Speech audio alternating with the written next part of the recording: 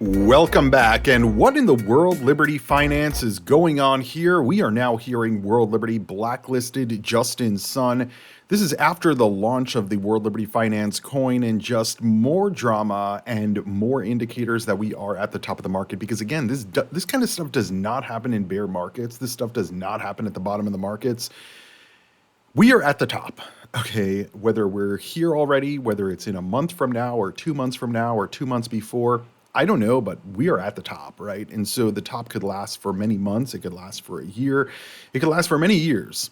But in today's video, we're going to be exploring how we can win in the market regardless if we're going up, we're going down, whether MicroStrategy is doing good, whether they're not, whether they're buying Bitcoin, whether they're not.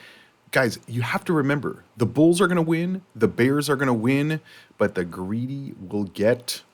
You guys get it. And so in today's video, we're going to be exploring what is going on with these Bitcoin treasury companies, the other treasury companies that are kind of in the mix, because we're seeing something that a lot of the holders of these companies, the Ethereum treasury companies, the Bitcoin treasury companies, I don't even think that they believed that they were going to see, and that is the massive reduction in the price of those stocks. We now have publicly traded stock companies with over 1 million Bitcoin.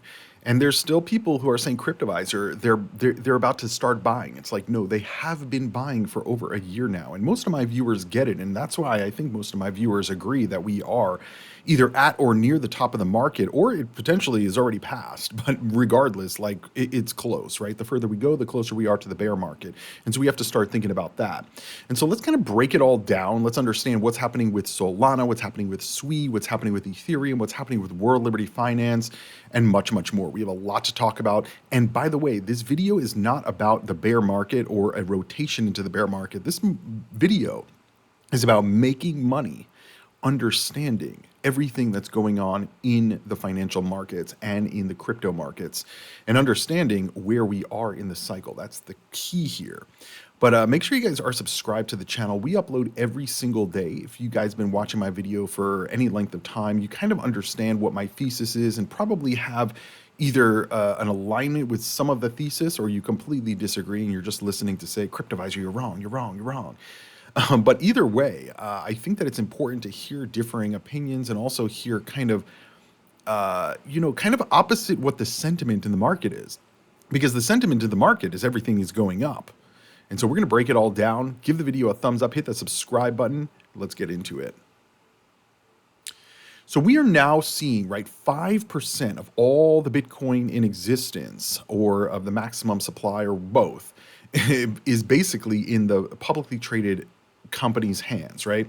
Now, this seems like a lot, right? 1 million Bitcoin. This is Satoshi level wallet. But at the end of the day, it's not that big of a deal. I mean, it's only 5% of the supply. And this is where I don't really understand the maximalist in MicroStrategy specifically. And by the way, by the time you're watching this video, I probably anticipate the price is going to be much lower than what it is on the screen, because I'm recording this before the announcement or the non-announcement of Strategy's inclusion to the S&P 500. But either way, like we're seeing all this buying, and we have been seeing all of this buying constantly. But meanwhile, the price of Bitcoin is just staying stagnant. But now we're seeing other areas of the world also getting into the whole Bitcoin treasury fund mechanism. And while this is an indicator of the top, it doesn't matter that I think that people are misinterpreting what the top of the market means. It doesn't mean these companies are going to stop buying Bitcoin. They're probably going to keep buying Bitcoin as we go into a bear market, as we're in a bear market, and then as we exit a bear market. Maybe the purchases will slow down. Maybe they won't. I don't know. I mean, it really all depends on how much they can raise. And in generally speaking, in bear markets or in downturns, the sentiment is not really there, and then people kind of flip. And then the investments are harder to get, right? It's harder to raise money. That's why all of these companies are doing this right now. And we're going to be talking about some of the stocks outside of the Bitcoin treasury companies that are doing basically extracting value from the markets. And this is what we've been talking about since the meme coin fiasco at the beginning of 2025. That was the indicator that the value extraction is underway and that people are selling and extracting value from the market, and they continue to do it, and they will continue to do it. Meanwhile, in Asia, they're launching their first Bitcoin treasury fund, planning to buy 1 billion Bitcoin within 6 months. And so again, this is another indicator, just like MicroStrategy, just like all of these Bitcoin treasury companies that are literally buying the top of the Bitcoin market. 110, 115, 120, 125,000. They've all been, most of these companies have dollar cost averages above $100,000 that they've been buying in this cycle. This is not sustainable, right? It's not sustainable. To think that it's just going to continue to go up and all of these companies are, guys, it's getting priced in. The big money, the big whales, they are looking for exits. Whether they've already exited the market or they're going to exit the market, they're looking for exits. And so if everybody in the market's saying $200,000, where do you think they're going to exit? At 150, 160, 170. But before that $200,000 hits.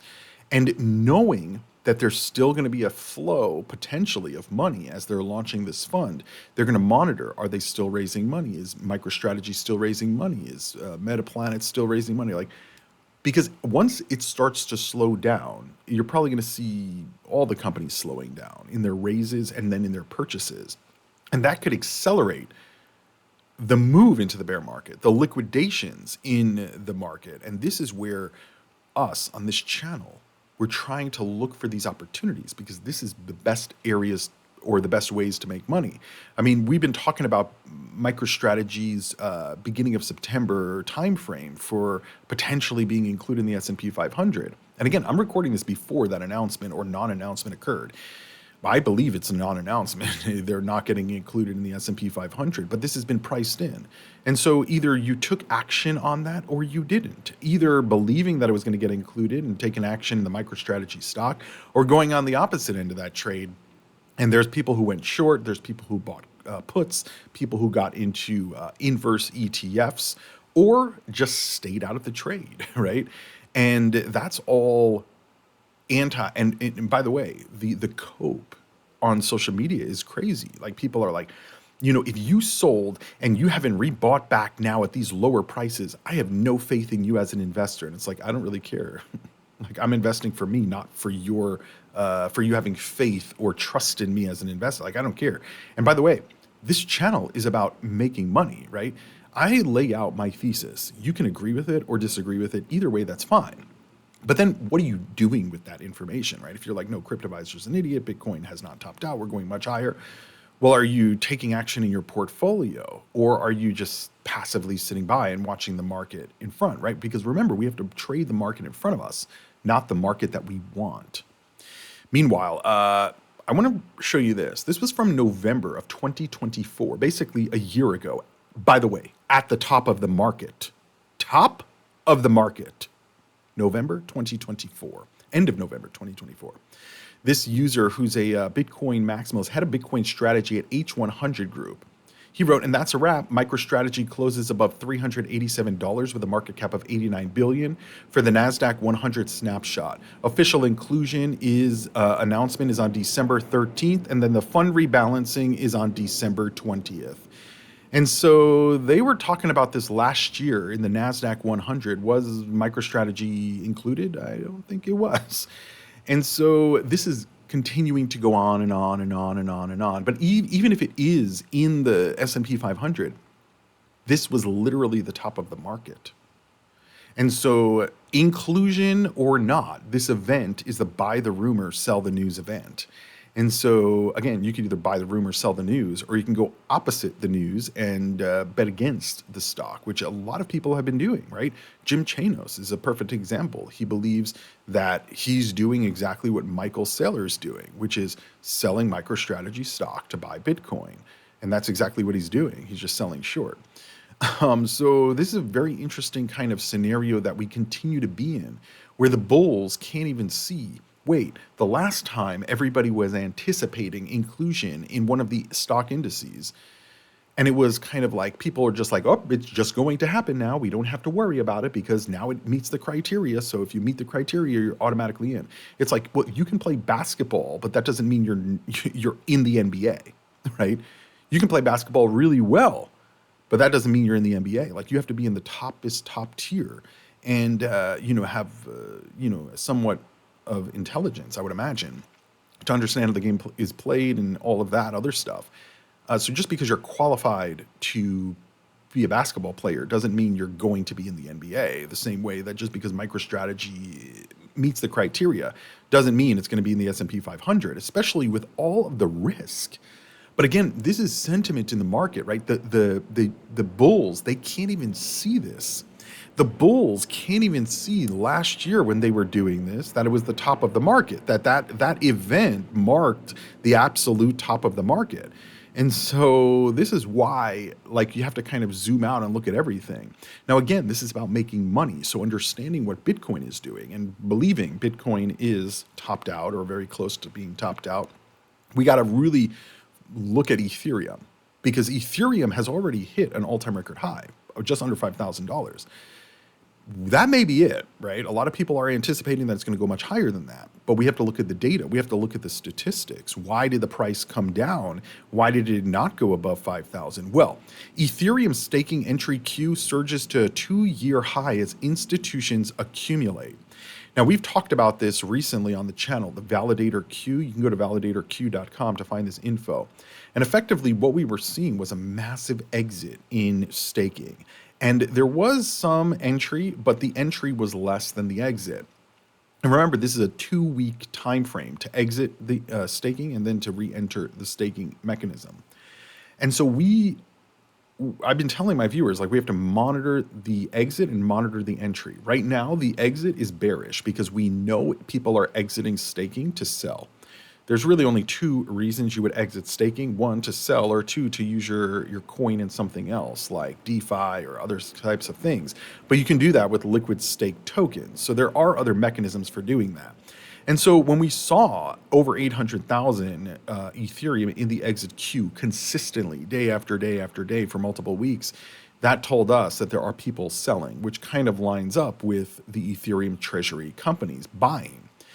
And they're buying through private purchases, right? They're going to the whales and saying, hey, we will give you this much dollars per Ethereum, and we want your Ethereum, and we'll give you the cash.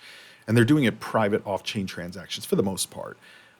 So we can't really see the activity on the order books because these are being done, in private transactions, just from one wallet transferred to another. And so we have to use the other metrics, and the other metrics is the validator queue and the staking mechanism.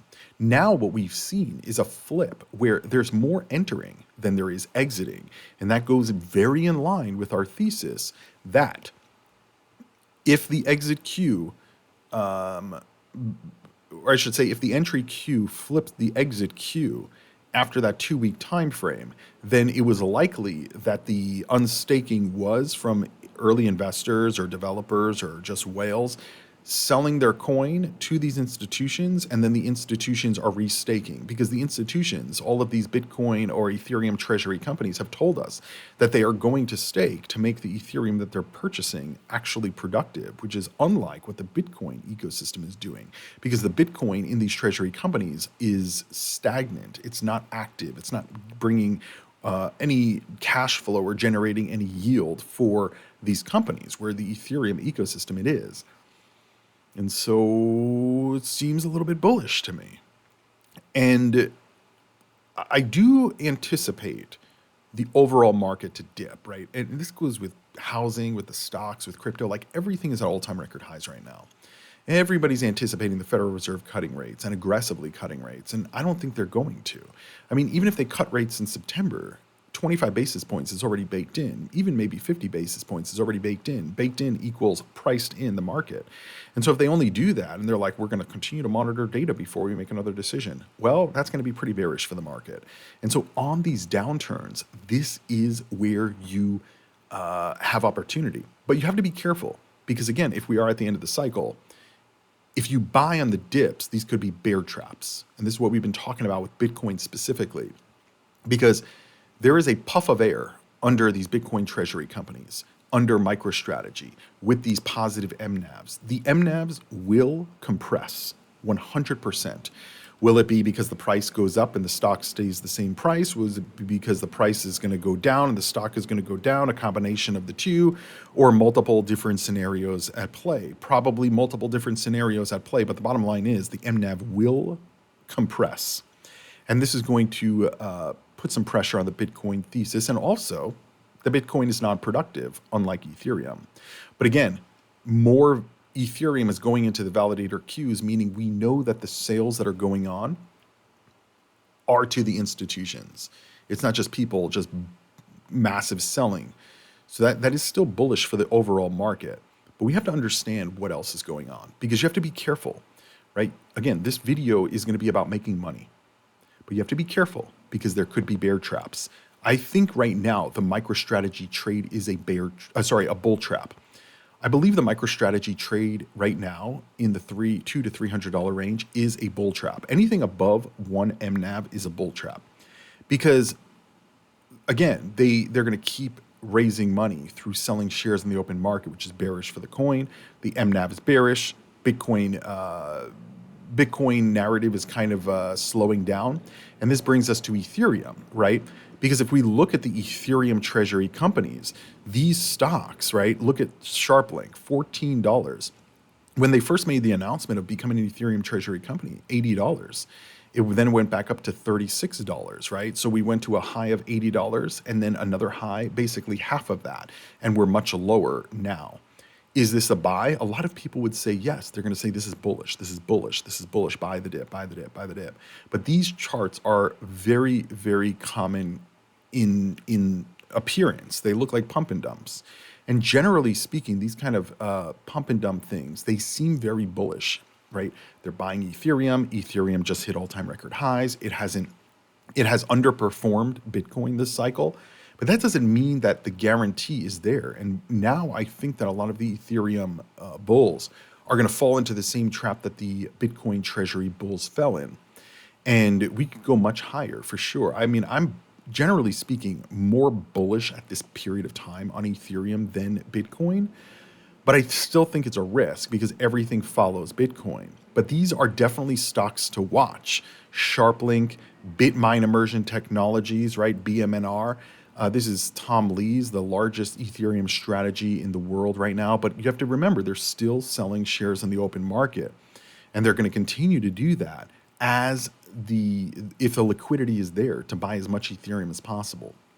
Because, I mean, I don't know why they're not selling shares, keeping the money until a bear market. Maybe they don't think there's going to be a bear market. Maybe they think their purchases will outpace a bear market. And that's possible.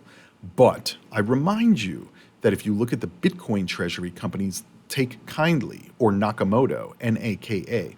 This is a recent Bitcoin treasury company that just started buying Bitcoin, and they're trying to raise $5 billion. And they're trying to raise this $5 billion literally at the expense of the stock, because as you guys can see, just from May, we've come down basically 85%. And just from August, when I did call the top of the Bitcoin market, we're down 75%. Just from August, in 1 month, we're down 75%. And the reason is because they keep selling shares on the open market. They're diluting the shareholders to then go and buy Bitcoin. But again, they're buying Bitcoin at over $100,000, or potentially will be.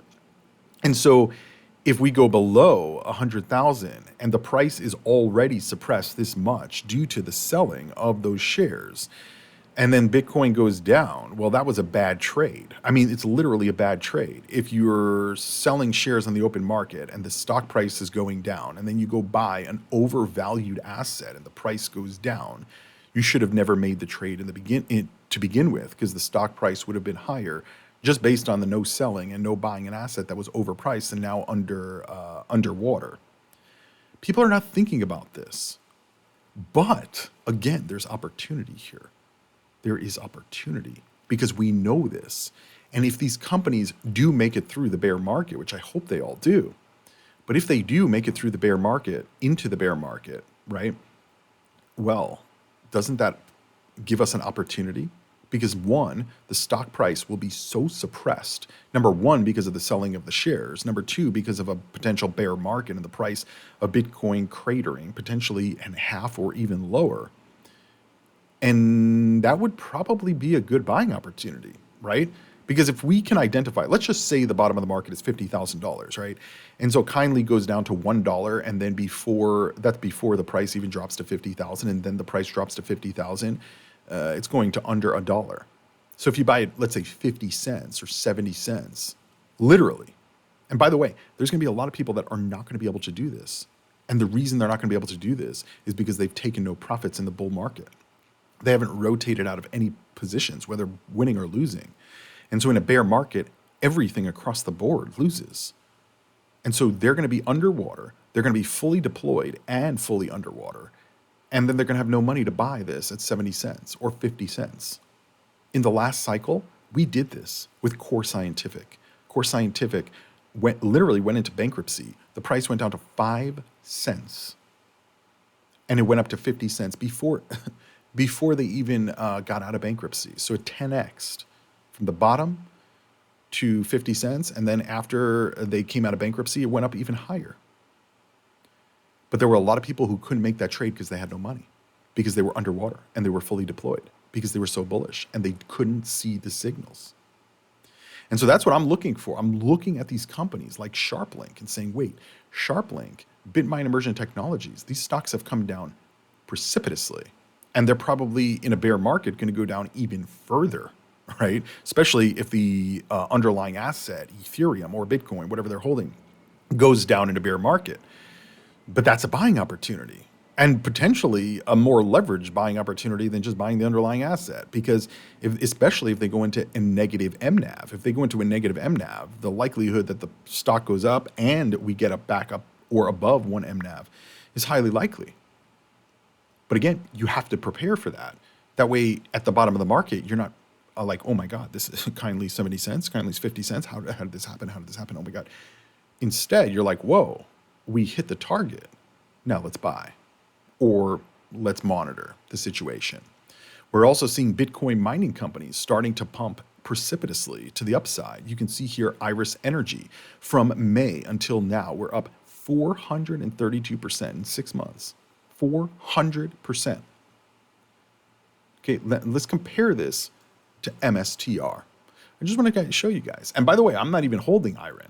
Okay, and I don't think I've held IREN this year at all. And so you can see IREN, it went up in the last 6 months, 261%, and MicroStrategy has gone up 10%. So what is the better trade? MicroStrategy bulls say there's no better trade than MicroStrategy, but that's just false and incorrect. So while you're watching over there, people are making money over here in Iris Energy. They're also making it in Cypher, right? 6 month chart on Cypher from April until early September, up 273%, right? And just in the last 1 month, in August, 75% it's up, almost doubling in price, right? And we also talked about TeraWolf the other day. Now, Iris Energy and Cypher Mining, I'm not really sure where the price action is coming from based on fundamentals or not, because their capacity, their energy capacity and their Bitcoin hash rate is significantly lower than companies like Bitfarms. But meanwhile, Bitfarms is not performing to the level that these are. I'm not really sure why, but when I look at like something like a company TeraWolf, we know Google just purchased 14% of this whole company, and they signed like an 80-year lease for AI and HPC capacity. And so TeraWolf, another one, just in the last 1 month, we've gone up basically 80%. In the last 6 months, we went from $2 to $9, right? That's a 300, 400% increase. And I told my viewers multiple times about TeraWolf on this channel, because we've been at this $2 price for quite a while. I mean, or I should rephrase, we've hit the $2 price multiple times in the last few years. And so you could have round tripped this from last year in September from $4 all the way up to $9 basically. That's double. Came back down to $2. You purchased at $2, go back up to $9, right? That's almost a 5x in very short periods of time. Now, I'm not saying that this is going to occur again, but you have to look for those lows. You have to look for like the bottom. And when we hit those bottom numbers again, that's the time to buy, right? And we've talked about it with TerraWolf. We said the macro bottom in the bear market, sorry, in 2022 was under $1. This is where most of the Bitcoin mining companies went significantly lower. A lot went bankrupt. But then TerraWolf, I think it was in 2023, they like restructured their board of directors and they had people from the defense industry. And I told my viewers, I'm like, guys, seems pretty big. And then $2 in 2023 went back down. We hit that 50 cent range from the 2022 lows, and then we kept going up, $2 to $8, and then boom, back down to $2, and now we're at $9 or $10 right now. And Google has a contract with them, and Google owns 15% of the company. There is a lot of money to be made, but while everybody's focused on Ethereum and Bitcoin and my favorite altcoin, right? The money's being made in the stocks, 100% this cycle. And there's going to be a lot of money to be made on the downside to these stocks. We've been talking about MicroStrategy. There's a lot of people that don't believe it or don't think it, but there's no reason the MNAV should be over 1, where you're paying $1.50 for $1 worth of crypto. There's no reason for that in any stock. And so when you see that, that's an arbitrage play because Wall Street will compress it. It doesn't matter what Michael Saylor says. It doesn't matter what the bulls say. Wall Street will compress that, whether now or in 5 years. That's almost a bet. And so you can either look at it and say, well, I'll wait a little bit and see, what happened, or you just take action. And again, I'm not telling you what to do in your portfolio. Obviously, there's risk involved, especially shorting a stock. But there's ways to prevent that. Like if you just short a stock, your downside is potentially unlimited. Because the price can just keep going up and up and up and up and up, and you'll probably get liquidated. But there's things that you can do to, if you're on the short side, even temporarily, there's puts that you can buy that limit your downside risk. There's inverse ETFs that limit your downside risk. You can get puts on ETFs that track the performance. So even if you're not bearish, let's say on MicroStrategy, but you do believe the price of Bitcoin is going to go down, you can buy puts on a Bitcoin ETF, right? And that limits the downside risk. While if the market does drop, you have upside reward. But remember, the higher the risk, the higher the potential reward. We try to make very risk-less bets or as low risk as possible because at the end of the day, guys, these people who are like they're getting liquidated on a regular basis, and every single cycle you have people who become millionaires, billionaires, and they lose it all because they overtrade. Meanwhile, we're now also hearing Solana Treasury Company DeFi Development Corp's holdings surpass 2 million Solana. And so I don't really know what's going to happen with Solana. The drop to $8, I think, was a lot because of FTX situation.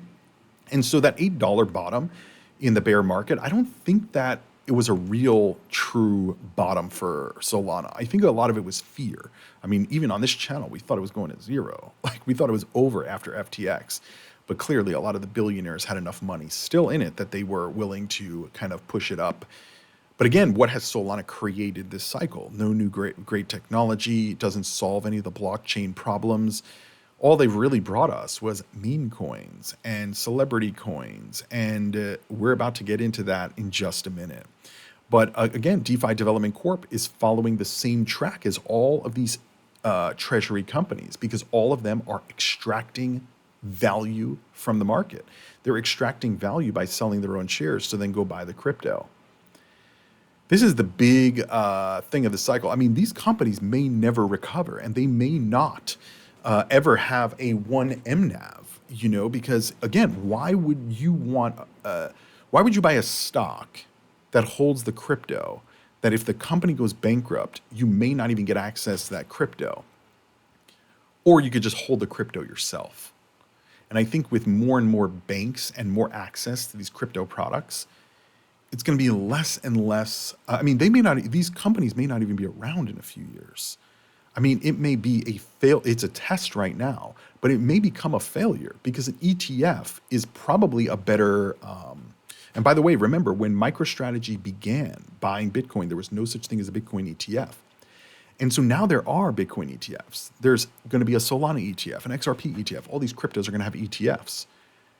And so, yes, you may pay a small fee each year for the management and stuff like that, but that's almost at zero anyway. And so, what is the benefit of holding MicroStrategy or holding DeFi Development Corp when you can hold the ETF or just hold the crypto directly? There is no benefit.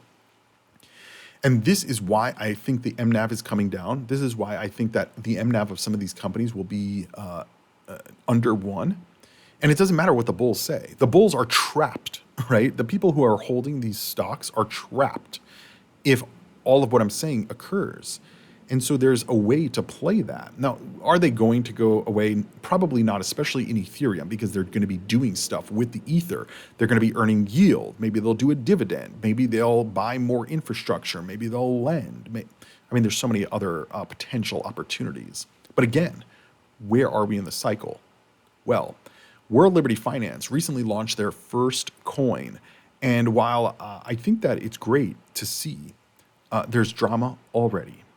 World Liberty blacklisted Justin Sun's wallet after the Tron founder moved $9 million in World Liberty Finance tokens. I mean, again, this is just top indicator status. You can't, I shouldn't say you can't. It's very not smart to try to rug pull the president of the U.S.'s family. I think that's really like dumb. But what exactly occurred? Well, Bitcoin News said Sun allegedly borrowed user World Liberty Finance deposits on his exchange, Huobi, by offering 20% APR with hourly interest, allowing him to dump tokens and speed up the exit of his pre-sale vest. Okay, and you can see on Huobi's X page, it says World Liberty Finance current product, limited time, enjoy 20% annualized returns. Instant returns. Interest is calculated hourly and automatically by enjoying compounding interest returns. I've never seen hourly interest, but I remind you guys, in the previous cycle, what took down the market, what took down FTX, what took down Voyager, Celsius, 3 Hours Capital, all of these different companies. It was leverage. And it was not only leverage, but it was leverage and greed, because users were doing the same thing. They were putting all their money on Voyager, on Celsius, on BlockFi, on FTX to earn yield, sometimes 5-10% a year on their crypto. And meanwhile, the exchanges or those companies were taking the money and trading it. That is how the system went down. And so these kind of the people are saying that this is what they're doing. This is potentially why they shut that wallet off, because this is really, really bad. Leverage will kill systems. And but again, Justin Sun is arguing this. We'll get to his response in a minute. But this user said, the launch of World Liberty Finance was September 1. The community, meant to be 5%, but really was 4% of the supply when it went live. Not everyone used the lockbox. Liquidity and marketing was 2.8%. So together, the circulating supply was 6.8%. The other allocations weren't truly circulating. They just weren't locked in smart contracts with vesting. Justin Sun's stash, he owned 3% of the supply, and only 20% of his stash was unlocked at launch. The rest was still locked. He publicly said he would not sell. Then the weird price action started. World Liberty Finance launched at a $1 billion market cap and 20-cent price. Billions in trading volume, tons of hype, but the price kept sliding down even though the community wasn't really selling. The PA looked robotic. Now, just to be clear, guys, most of the time when coins launch, they pump and then they dump immediately. So whether there was manipulation, I don't know, but that kind of thing is fairly normal for a coin to pump and dump like that. But then this is odd. Why you would have 20% hourly returns. That is really odd. So he's saying what likely happened. This is this user with about 230,000 followers, co-founder of We Rate Official. He said, What likely happened is exchanges may have dumped part of their 2.8% allocation. Justin Sun potentially funneled World Liberty Finance through Huobi, his exchange, offering users 20% to deposit those coins. This let him dump his entire stack while making it look like user deposits were being staked.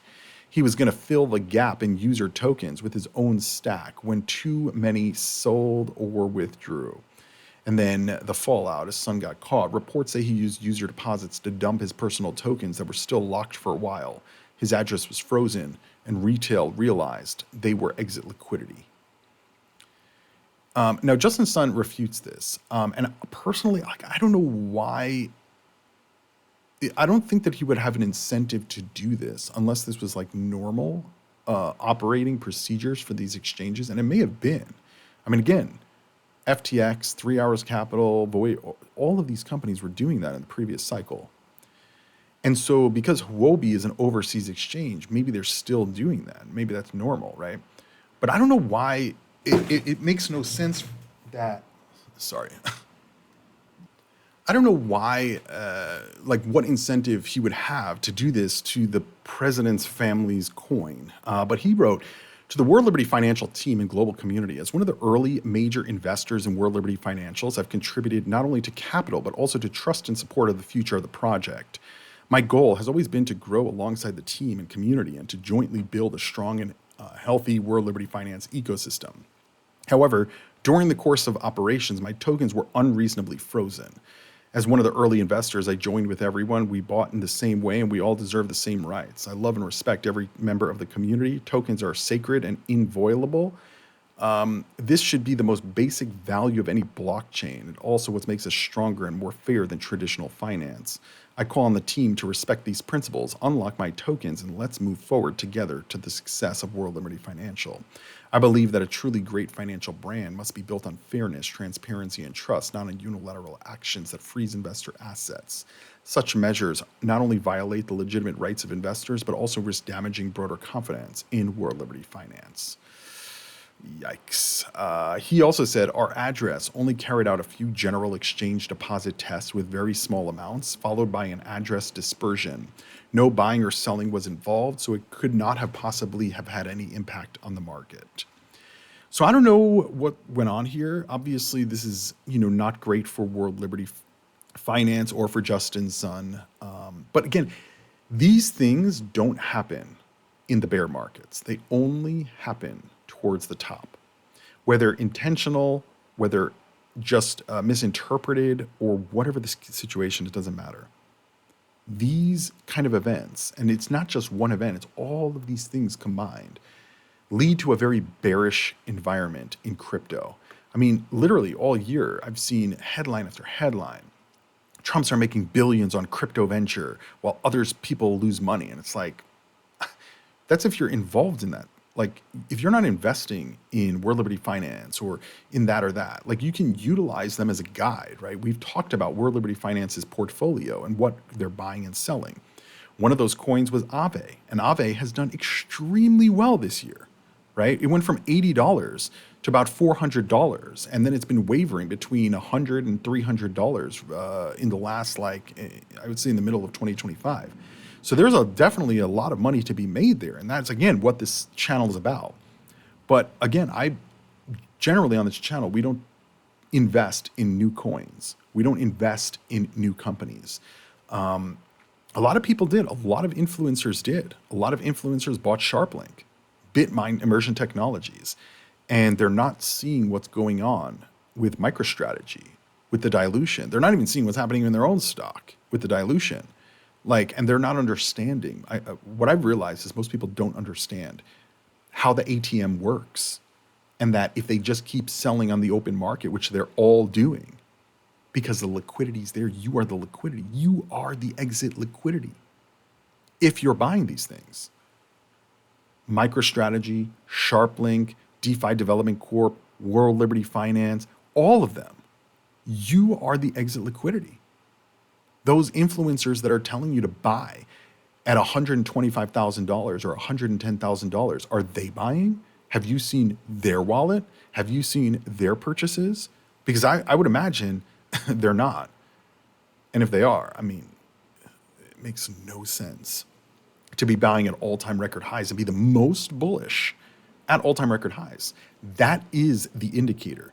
You are the exit liquidity. Retail is still the exit liquidity this cycle, but a lot of the YouTubers and influencers, they are still living in last cycle. But last cycle we did this, and last cycle retail did this, and we're not in last cycle. We are in this cycle, and this cycle retail is in the stocks, and retail is getting wiped out, and they're going to continue to get wiped out. I mean, if MicroStrategy got included in the S&P 500, oh boy, you will see a video very shortly, probably before this video post, saying I was wrong. Because that would be incredible. But I don't think it's going to be. I think that there's going to be no inclusion. Boom, everything goes down. SharpLink, BitMine, Nakamoto, these may be investments. I'm watching them very, very closely, because there will be a day where I'm like, nope, time to buy. And it may be in the bear market. It may be in a week from now. It may be in a day from now. I don't know. I have to kind of monitor what the market sentiment and activity is, because there is a possibility these companies are hitting the sell button and they're doing what I said, which is raise as much money as possible, hold some in cash, and wait for the prices to drop. And if they do that, and if the market plays out that way, these are going to be so bullish, so bullish. But there's also the potential that these companies are not investable anymore, especially once the ETFs launch. I want you to think about this. If the SEC comes out in October and they're like, boom, Ethereum ETF approved, boom, Solana ETF approved, XRP ETF approved, all the ETFs that you can imagine get approved, right? What happens to these companies? What happens to BitMine stock, SharpLink stock? Because now their competition is potential straight dividends in staking yield, which these companies may not do, and also no MNAV worry. And so that would be extremely bearish for these companies. And there will be a collapse. I don't know whether it's going to be in the Ethereum space, the Bitcoin space, or what. I mean, most likely the Bitcoin space, because these companies that are buying Bitcoin at literal all-time record highs is the indicator for me. So one of these companies is going to, I think, is going to collapse at some point. Is this ProCap? I wanted to show you Anthony Pompliano's company as well. And so, yeah, we have to keep a very close eye on kind of how this all plays out. But I really want to know what you guys think about where we are in the cycle, where we're going in the cycle, and how you're positioning your portfolio for this cycle. Because, again, there's a lot going on. Even Jim Chanos said, there's nothing to see here. Move along, Coinbase. And that's in response to Brian Armstrong posting on his X page that Coinbase just bumped the maximum leverage from 20x to 50x on international perpetual futures. So now we have even more leverage in the system. More leverage means more liquidations, means more moves, means more liquidations, means more moves, more liquidations.